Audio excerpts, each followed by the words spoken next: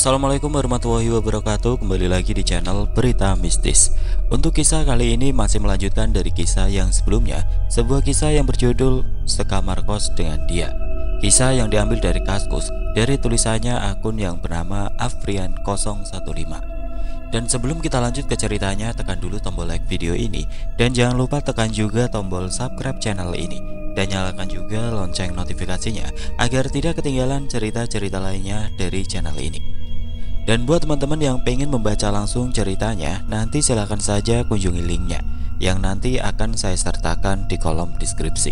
Dan seperti apa untuk kelanjutan dari kisah ini, langsung saja kita masuk ke ceritanya.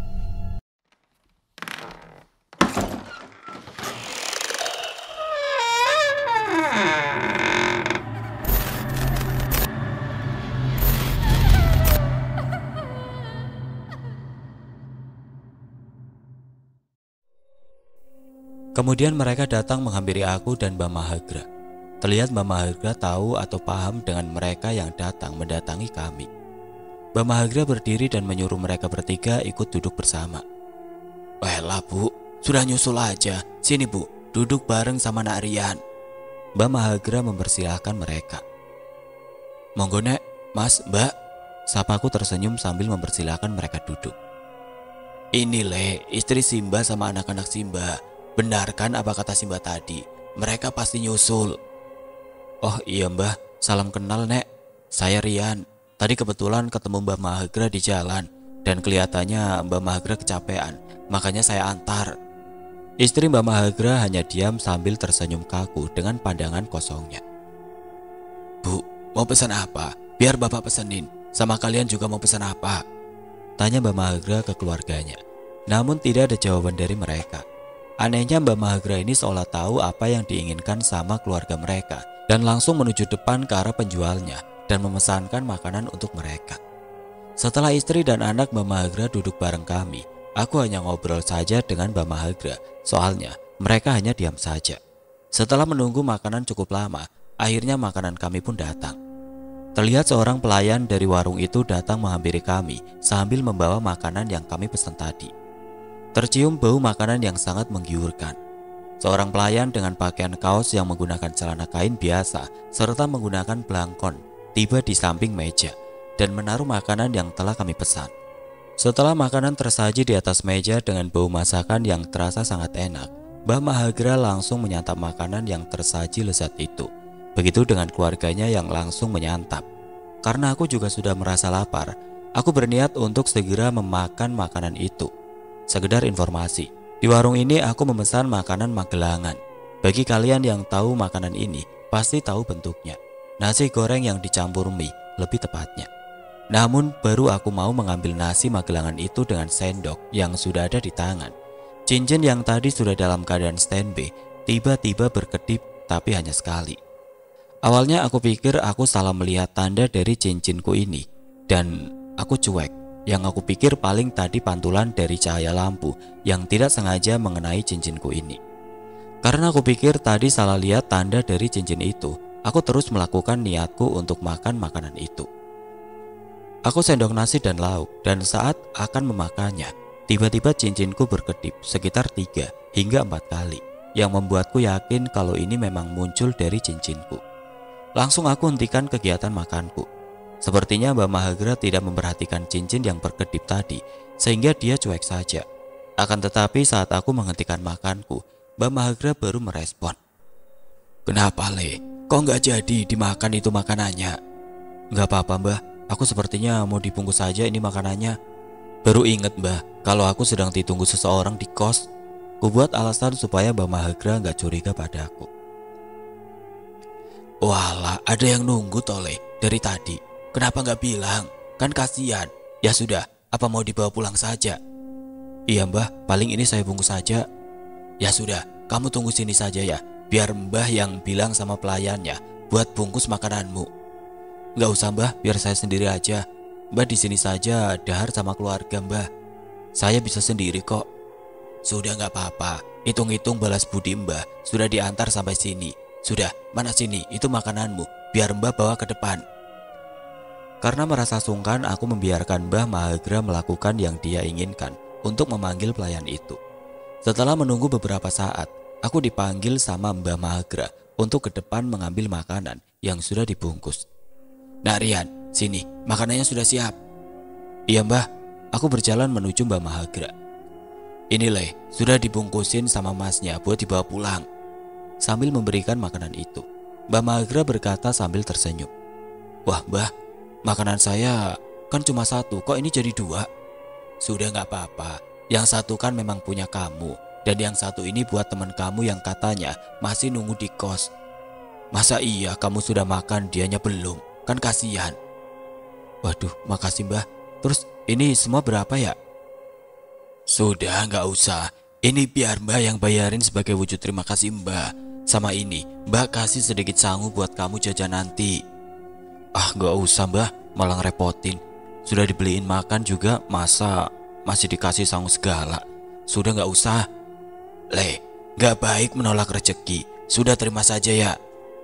"Wah Mbah, saya jadi ngerepotin ini loh. Maaf ya Mbah." "Sudah gak apa-apa. Yang ada Simba yang ngerepotin kamu tadi Le. Harusnya kamu bisa langsung pulang, tapi malah ngantar Simba dulu." "Gak apa-apa Mbah. Wong kebetulan searah juga kan jalannya. Ya sudah Mbah, saya pamit dulu ya, mau pulang." "Iya Le, hati-hati di jalan ya." Setelah itu aku berpamitan kepada Mbah Mahagra dan mencium tangannya sebagai wujud rasa hormatku pada orang tua. Terlihat senyum Mbah Mahagra setelah kucium tangannya. Setelah aku berpamitan dengan Mbah Mahagra, aku langsung menuju ke motorku yang kuparkirkan di samping warung tadi. Aku gantungkan makanan yang tadi diberi Mbah Mahagra yang sudah dibungkus dengan kertas minyak dan ditaruh di dalam kantong kresek hitam. Segera kuhidupkan motorku untuk segera melanjutkan pulang ke kos. Saat akan berangkat pulang, aku melihat jam terlebih dahulu dan ternyata masih jam 9. Aku mulai menjalankan motorku dan bergerak menjauh dari warung tadi. Saat aku melihat arah belakang dari spion, aku melihat sosok Mbah Mahagra sedang melihat ke arahku sambil melambaikan tangannya dan tersenyum. Seolah dia senang dengan bantuanku tadi, dan terlihat wajah bahagianya yang seperti baru saja melepas kangen dengan orang yang sudah lama tidak bertemu. Dalam perjalanan aku membayangkan apa aku bisa menghabiskan makan 2 bungkus magelangan ini. Soalnya tadi kan aku hanya alasan saja supaya bisa segera pulang, karena aku tahu tadi itu pasti ada yang aneh. Sedikit terpikir untuk memberikan 1 magelangan ini ke Sinta. Tapi terbesit pikiran, apa Sinta juga makan ya? Soalnya selama ini aku belum pernah lihat dia makan. Ah, paling nanti aku kasih ke Bimo sajalah. Yang jelas aku kan gak bakal makan keduanya. Jelas gak akan habis. Lagian kalau mau dibuang juga sayang. Setelah menempuh jalan pulang yang tidak begitu jauh, akhirnya aku sampai di depan kos. Aku segera masuk ke kos dan ingin bergegas makan karena sudah lapar. Di kamar Sinta sudah menunggu sambil tiduran di kasurku. "Halo Sinta, aku pulang." "Ngapain itu cengengesan-cengengesan? Itu di kantong apaan? Jadinya beli apa?" Terlihat wajah keheranan Sinta saat aku masuk membawa kantong kresek berisi makanan.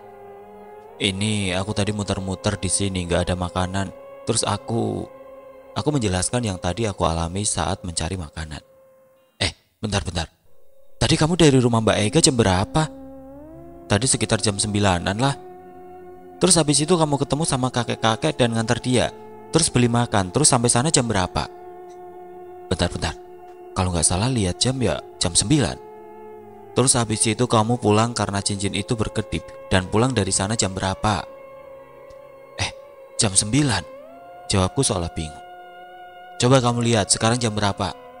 Aku melihat jam di tanganku dan ternyata jam menunjukkan sekarang jam 9 lewat 2 menit. Loh kok jamnya jam 9 terus? Ah pasti error. Masa iya dari tadi jam segini? Ya nggak mungkin lah Rian. Lihat jam di kamarmu ini. Kalau perlu kamu tanya ke Bimo jam berapa sekarang ini.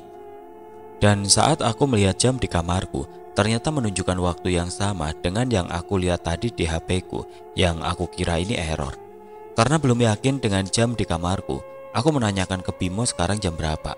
Dan ternyata jamnya pun sama, masih menunjukkan waktu yang sama dengan jamku. Kok aneh ya tak? Perasaan tadi sudah lama loh. Orang aku dari Mbak Ega terus emang lewat jalan terobosan sih. Tapi masa saking cepatnya jam pun kalah sama kecepatan motorku sih? Dasar cowok gak pernah belajar. Berarti kamu tadi itu digangguin. Ya, Mana aku tahu aku digangguin. Lagian yang aku temui kan cuma kakek-kakek itu dan keluarganya. Coba aku tanya, dia dan keluarganya ada yang aneh nggak? Atau orang-orang di warung tadi ada yang aneh nggak? Kalau dari kakek itu sih nggak ada yang aneh. Tapi kalau orang lain termasuk keluarga kakek itu memang aneh. Mereka semua cuma diam dengan tatapan kosong. Dasar emang cowok on. Masa iya aku harus ada di sampingmu terus sih? Itu namanya kamu lagi diganggu. Tapi untungnya mereka nggak jahat. Ya ampun tak, aku beneran nggak tahu.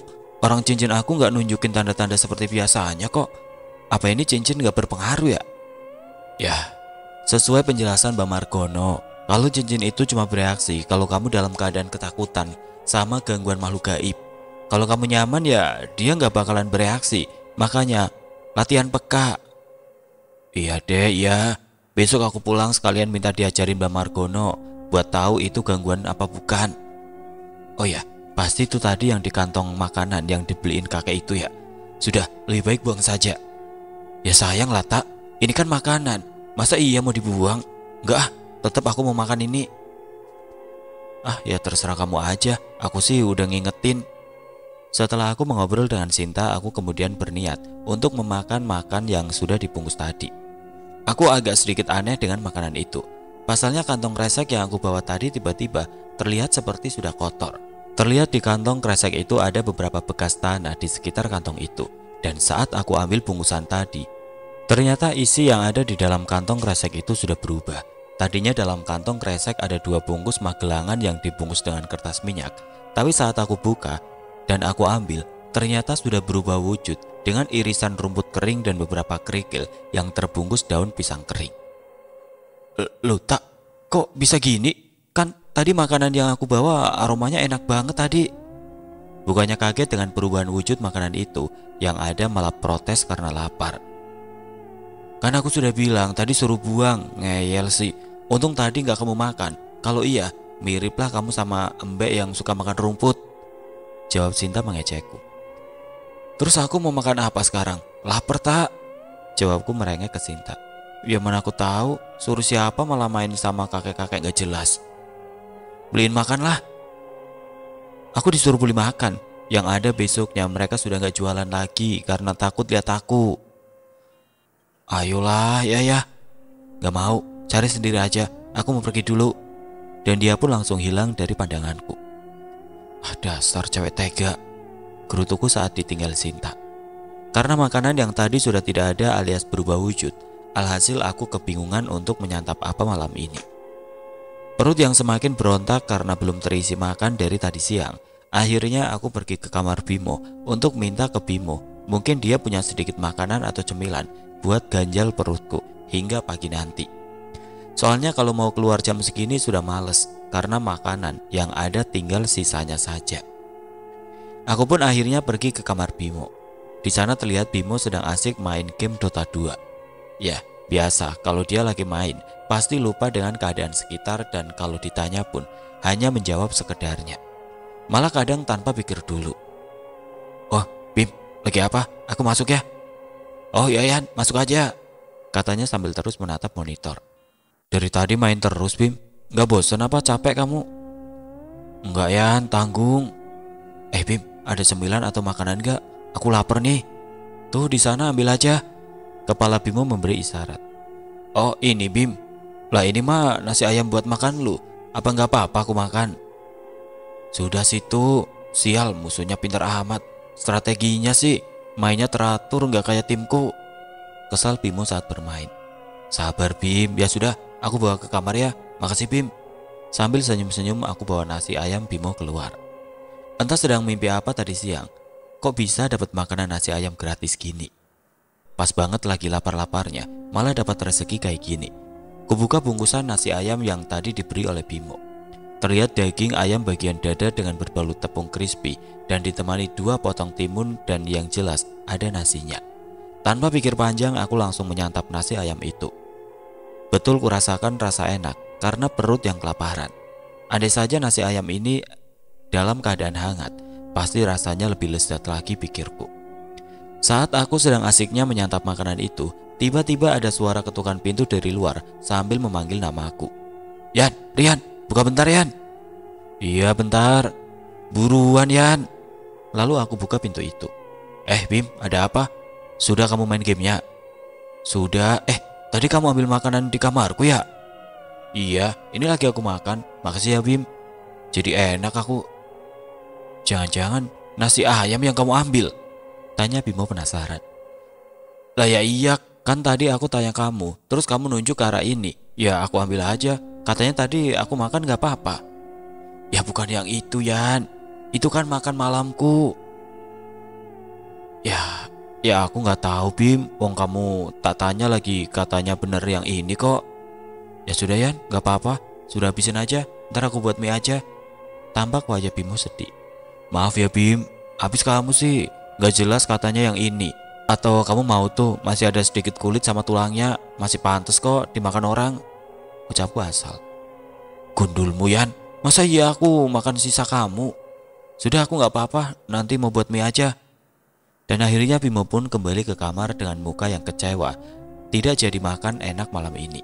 Ya begitulah kejelekan Bimo, selalu tidak ingat waktu dan lingkungan kalau lagi main game, apalagi Dota dan Monster Hunter. Terus aku lanjut makan nasi ayam yang tersisa itu, dan terdengar suara ketawa lirih di kamarku tanpa ada wujudnya. Tapi aku tahu suara siapa itu. Ngapain ketawa? Sudah gak mau bantu malah cekikikan. Dia hanya ketawa kecil. Keluar gak kamu setan centil? Ya apaan sih kamu Yan? Jangan samain aku sama makhluk rendahan itu ya. Sinta muncul sambil cemberut seperti biasa. Lagian ngapain kamu ketawa ketiwi gitu? Apanya yang lucu? Ya suka-suka aku lah. Lagian kamu mau makan kok, asal ambil aja punya orang. Cantik sih, tapi budek. Kan tadi sudah aku jelasin ke Bimo dan kamu juga pasti denger. Oh gitu, sekarang ngejeknya jelek amat. Awas kamu ya. Muka Sinta tersenyum mengerikan sambil mengarahkan tangannya ke kupingku. Mau ngapain kamu? Sambil berusaha menjauh dari tangan Sinta. Awas pokoknya kamu. Nah, kenakan kupingmu. Tangan Sinta menarik telingaku dan kemudian dia meniup telingaku cukup kencang. Setelah Sinta meniupkan udara ke kupingku, tiba-tiba saja telingaku seolah tuli, tidak bisa mendengar apapun. Tak, kamu ngapain sih barusan?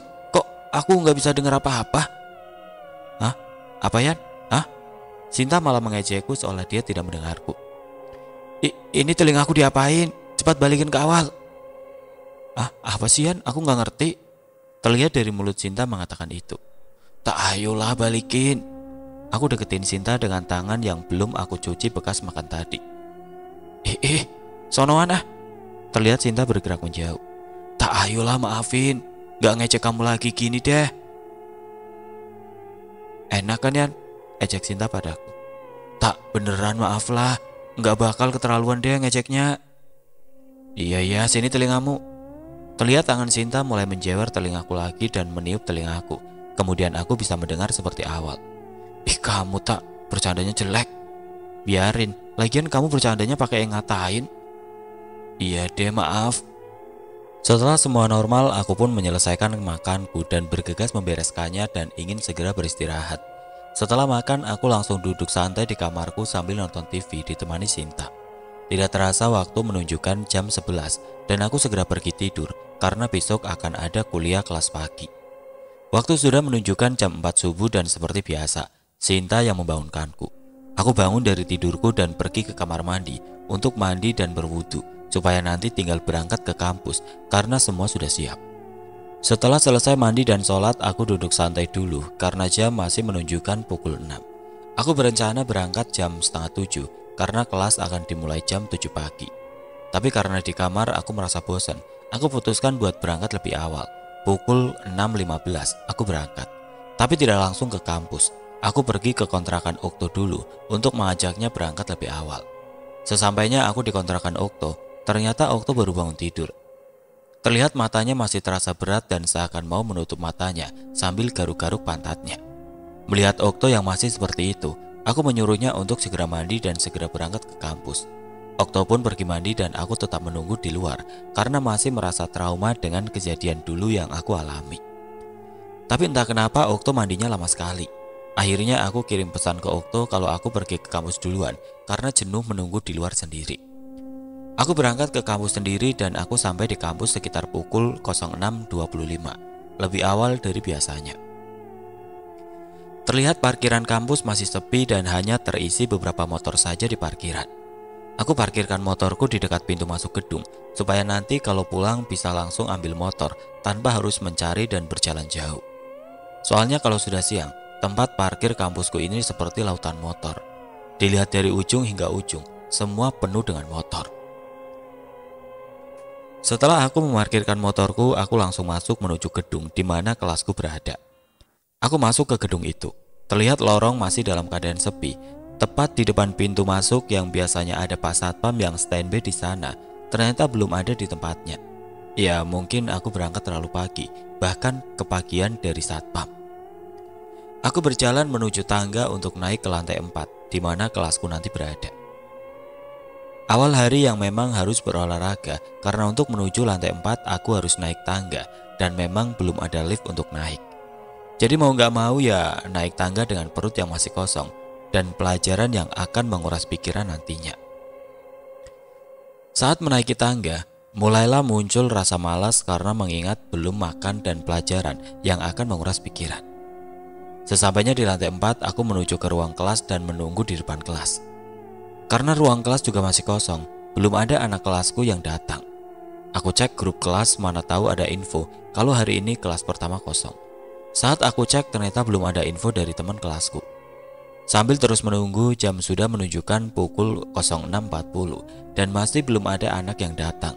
Karena aku merasa bosan menunggu di luar, akhirnya aku masuk ke kelas dengan keadaan lampu kelas yang masih mati dan AC yang diatur sangat dingin.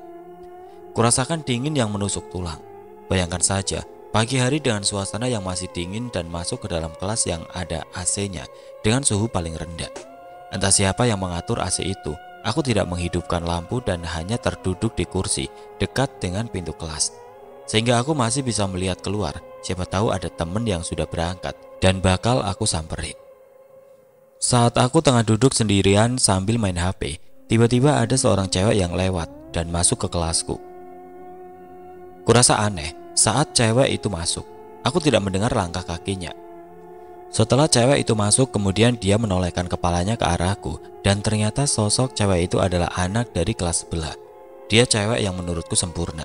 Cewek dengan kulit putih, rambut panjang hingga ke punggung, berbadan tinggi, dan memiliki paras yang cantik menurutku. Saat melihatku, dia tersenyum ramah. Lalu kubalas senyuman dan kemudian dia duduk di bangku sebelahku. "Selamat pagi mas, ini benar kelas TI 4 kan?" tanya dia kepada aku. "Iya mbak, benar. Mbak dari kelas mana ya?" "Saya dari kelas TI 7 mas, kebetulan mau ikut ke kelas ini aja. Soalnya kelasku jamnya berbenturan sama yang lain." "Oh ya sudah, tunggu dulu saja di sini. Belum pada berangkat kayaknya. Saya juga kepagian berangkatnya." Iya mas, namanya siapa ya?" tanyanya sambil menyalamiku. Saya Rian mbak, kalau mbaknya?" "Saya Via mas. Mas Rian asli sini atau dari daerah mana?" "Oh mbak Via, salam kenal ya mbak. Saya Ranto mbak." "Kalau mbak Via?" Jangan panggil mbak, panggil aja Via." "Lah kok sama ya? Saya juga asli situ kok, bisa kebetulan ya?" Ternyata aku dan Via satu kota, hanya saja beda kecamatan. Kalau dari kota tempat aku kuliah, aku pasti melewati daerah Via. Setelah perkenalan itu, aku dan Via saling ngobrol. Kami membicarakan tentang pertama kesini, di mana kos kami, dan hal tidak penting. Entah kenapa aku dan Via mudah sekali akrab. Setelah menunggu beberapa menit hingga jam 7, ternyata belum ada satupun teman-temanku yang berangkat, termasuk Okto. Aku kemudian mengecek grup kelasku di HP. Ternyata sudah ada pengumuman kalau kelas pagi ini libur dan kami hanya diberikan tugas dan harus dikumpulkan minggu depan. Aku menyampaikan hal tersebut ke Via, kalau jam pagi ini kelas libur karena dosen sedang ada acara di luar kota. "Vi, ini aku ada kabar dari grup kelas, katanya malah libur kelas pagi ini." "Ya, sudah berangkat pagi tapi malah libur. Ya sudah deh. Yan, terus kamu mau kemana? Atau nanti masih ada kelas?" "Aku paling habis ini mau pulang ke kos aja, soalnya kelasku hari ini ya cuma pagi ini aja. Tapi sebelum pulang aku mau makan di burjo sebelah kampus." Ya sudah, aku juga belum sarapan. Ya sudah, sarapan bareng aja yuk." Ya udah ayo. Kami berdua pun menuju ke parkiran dulu sebelum ke Burjo. Dan kebetulan Via tidak bawa motor, dan otomatis aku boncengin dia ke Burjo.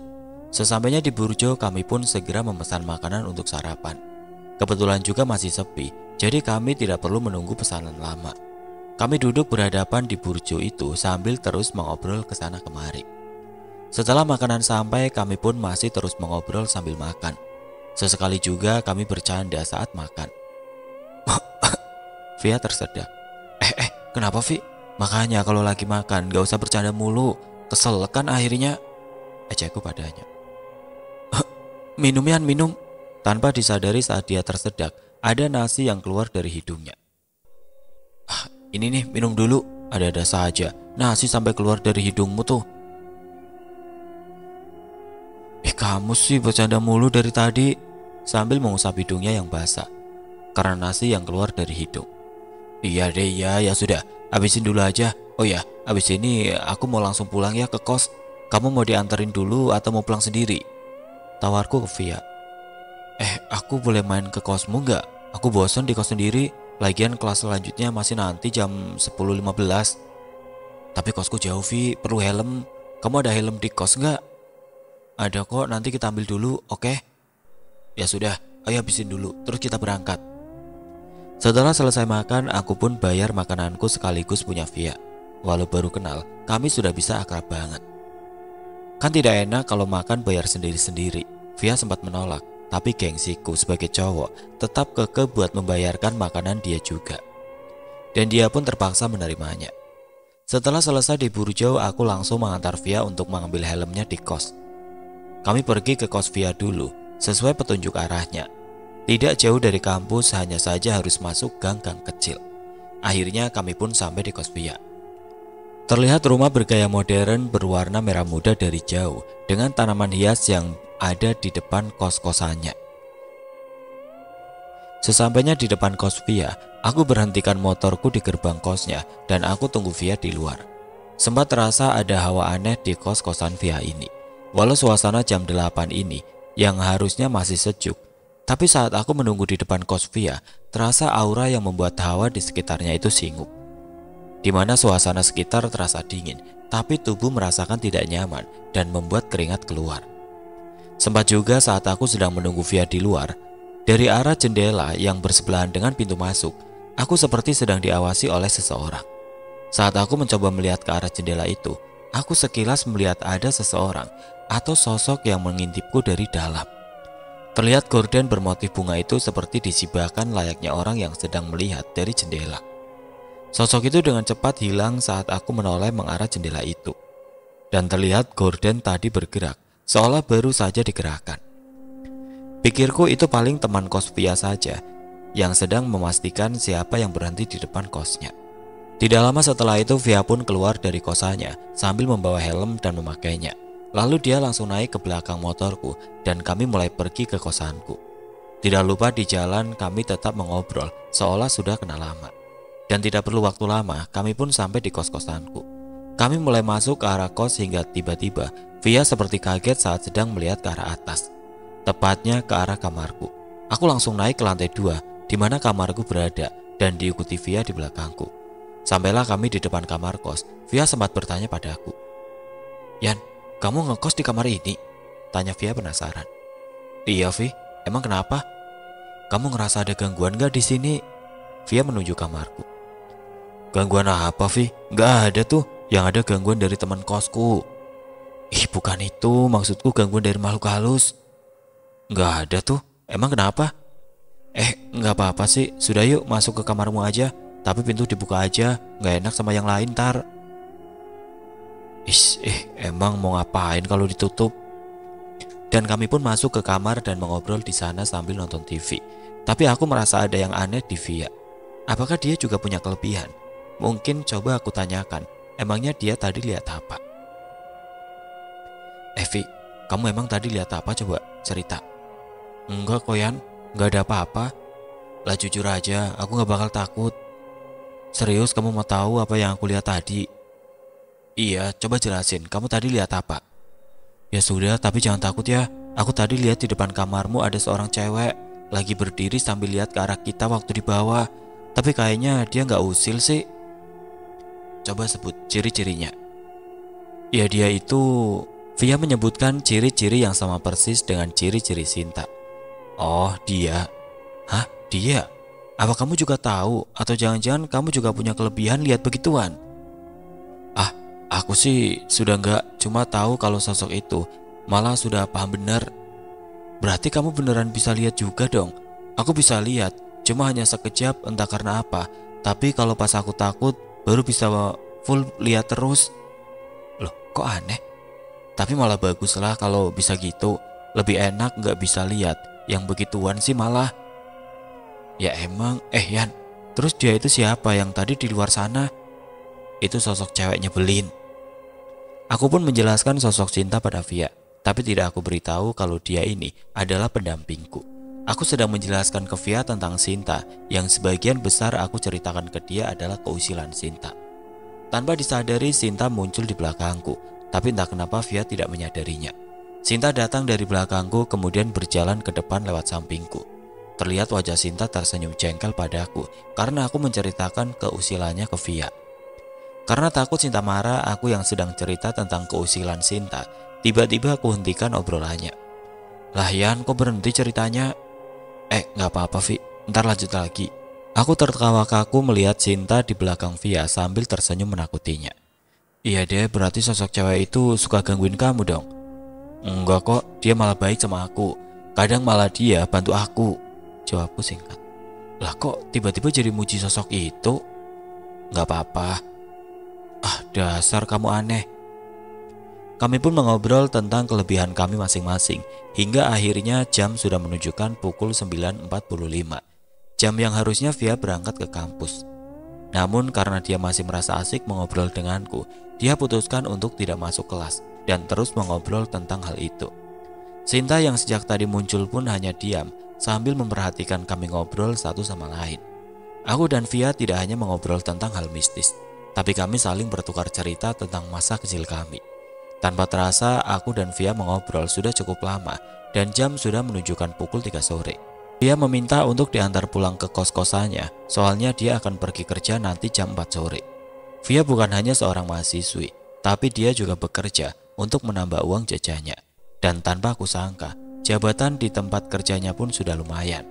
Via yang bekerja di sebuah garmen di kota ini ternyata sudah menjabat di posisi supervisor saat itu dengan penghasilan yang lumayan juga. Katanya dia tidak mau merepotkan keluarganya karena biaya kuliah mahal. Makanya dia bekerja sambil kuliah sejak lulus SMK. Dia juga ternyata umurnya 1 tahun lebih tua dari aku. Dia berhenti sekolah 1 tahun dan memilih bekerja dulu dan baru kemudian melanjutkan kuliah tepat bersamaan dengan aku masuk kuliah. Setelah aku mengantar Via ke kosannya, aku pun kembali pulang ke kos dan berniat untuk segera tiduran sambil menunggu sore. Seperti biasa, Sinta pun nongol dan ikut tiduran di sampingku. Yan, tadi siapa yang kemari? Oh, dia Via, teman baru dari kelas sebelah. Nggak sengaja juga kenalan sama dia. Cantik ya dia, hampir sama kayak aku. Ya cantikan dia lah, ejekku pada Sinta. Mulai nih, kamu suka ya sama Via?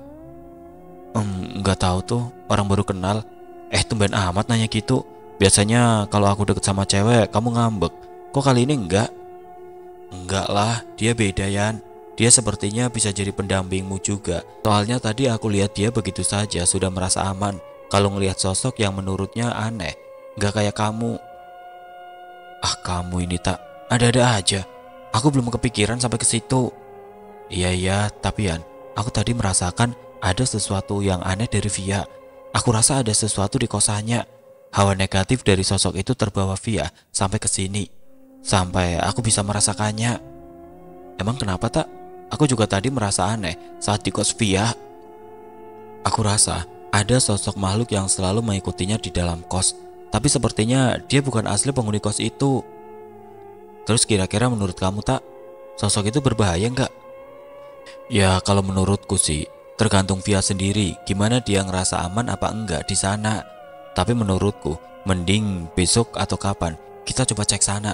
Soalnya sosok ini sepertinya ada alasan tertentu untuk mengikuti Via. Oke lah, nanti aku hubungi Via kalau kita mau ke sana.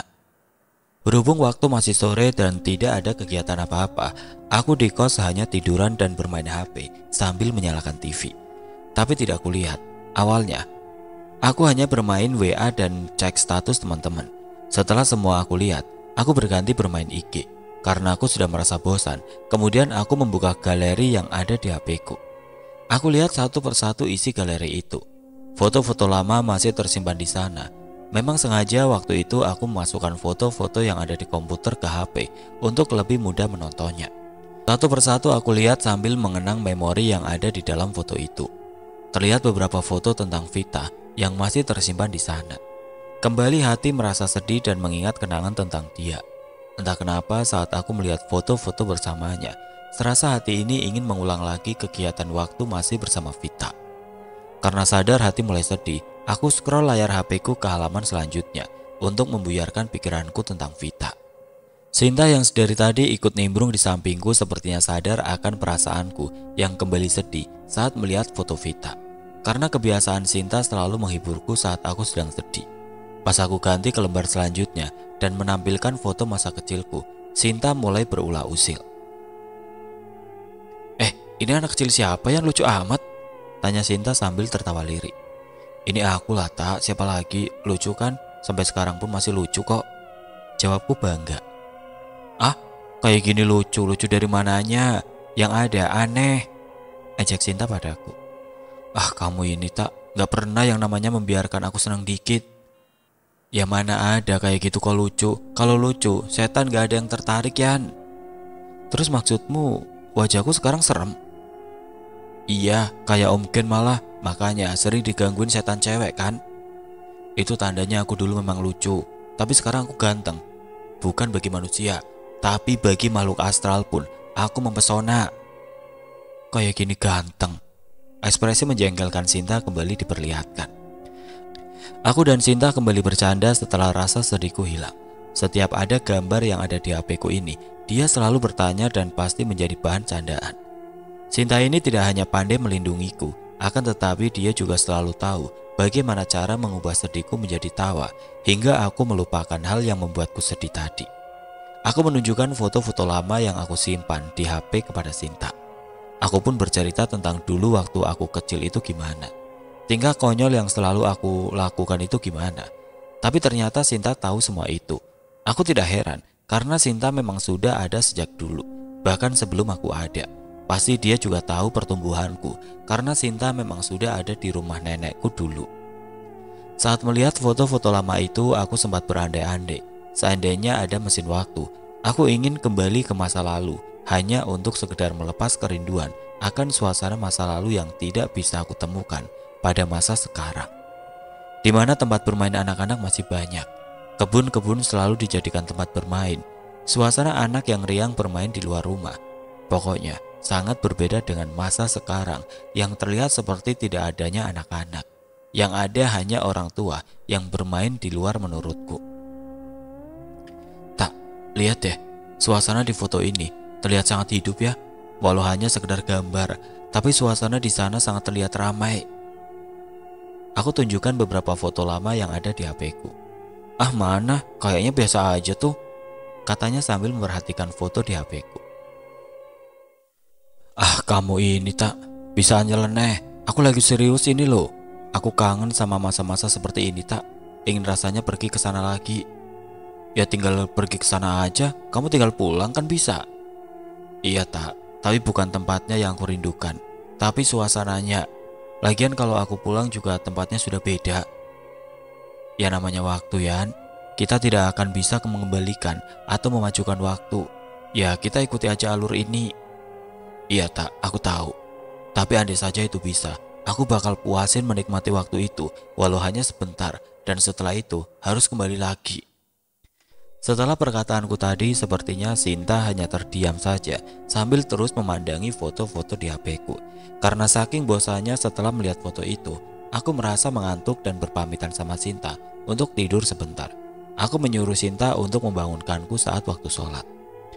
Tak, aku ngerasa ngantuk, aku tidur bentar ya, nanti tolong aku bangunin kalau sudah waktunya sholat.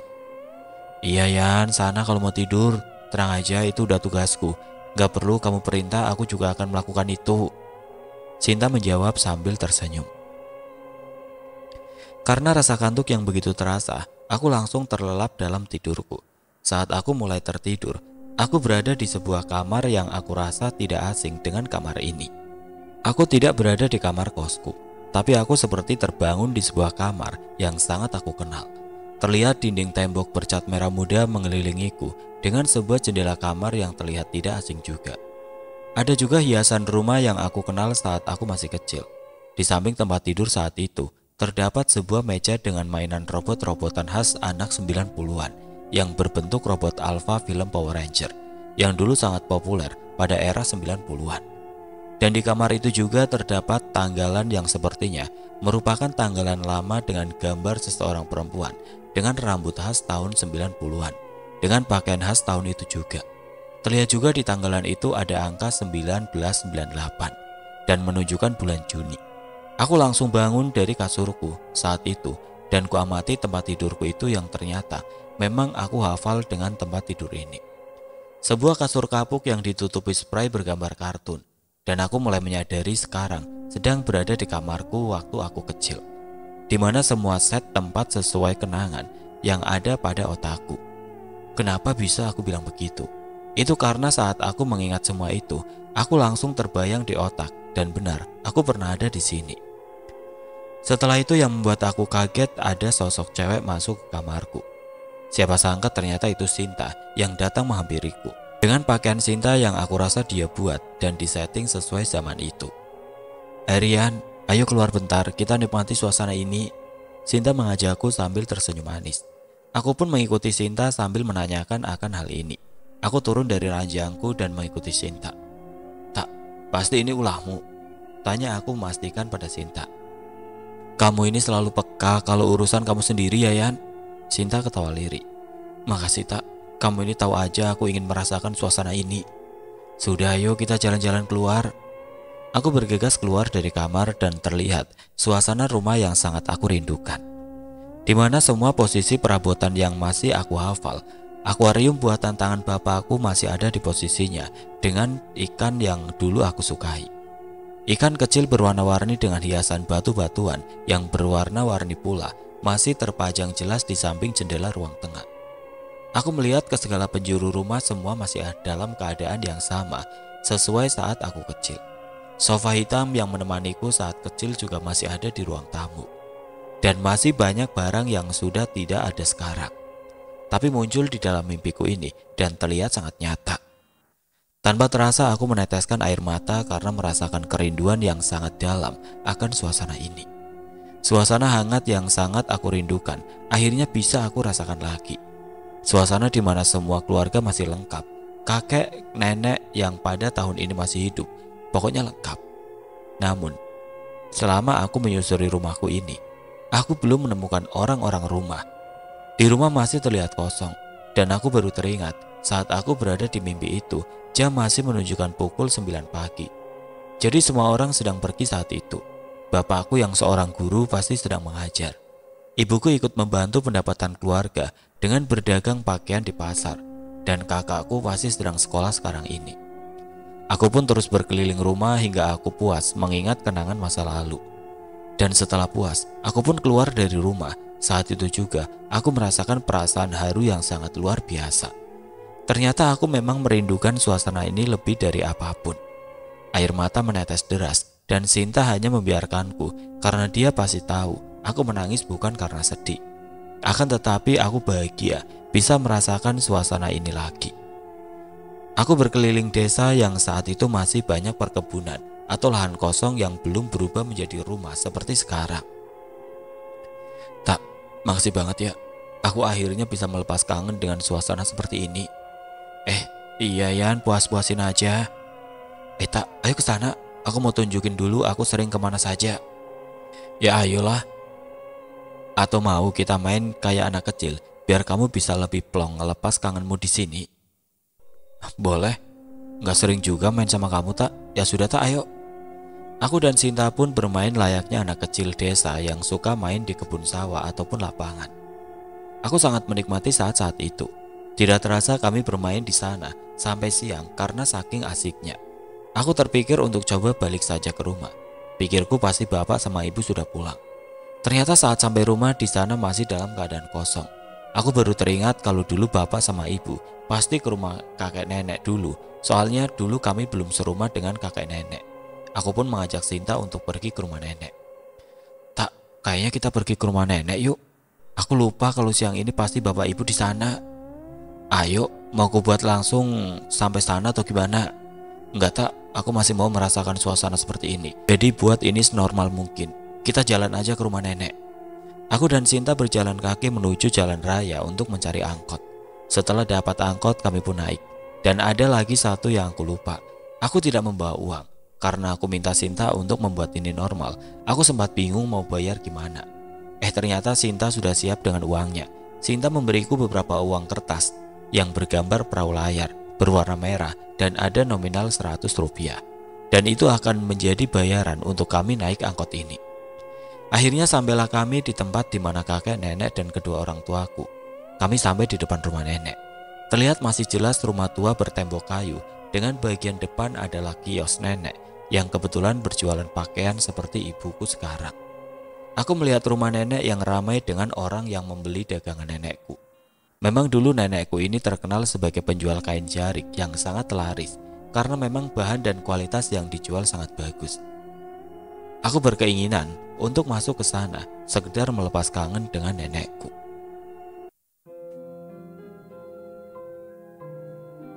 Oke teman-teman, sampai di sini dulu ceritanya. Nantikan kelanjutan kisah ini di video berikutnya. Agar tidak ketinggalan, klik tombol subscribe channel ini dan nyalakan lonceng notifikasinya. Wassalamualaikum warahmatullahi wabarakatuh.